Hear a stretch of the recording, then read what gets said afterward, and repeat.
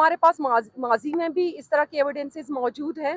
آپ لوگوں کے سامنے ہوگا کلبھوشن یادو جس طرح سے پکڑا گیا بلوچستان کے علاقے میں، اور جس طرح انہوں نے کنفیس کیا کہ کس طرح وہ بلوچستان آئے، یہاں آ کے وہ ضمیر فروش اعلی کاروں سے ملے، بلوچستان کی سرزمین کو خون آلود کرنے کی کوشش کی، بلوچستان میں دہشت گردی کو سپورٹ کیا.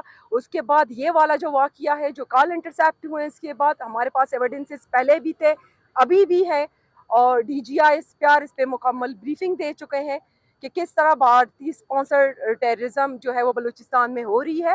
ایسے نہیں ہے کہ حکومت بلوچستان کی طرف سے اس دہشت گردی سے نمٹنے کے لیے انیشیٹو نہیں لیے گئے ہیں. اگر ایک واقعہ ہوتا ہے تو 10 واقعہ حکومت بلوچستان اور ہماری سیکیورٹی فورسز ناکام بھی کرتے ہیں، اور آپ سب لوگوں کے سامنے ہے. تو اس پہ بھی کسی کو معاف نہیں کیا جائے گا. انویسٹیگیشن جاری ہے، ہمارے پاس سارے ثبوت ہیں. جو بھی امن کے راستے میں آئے گا مٹ جائے گا.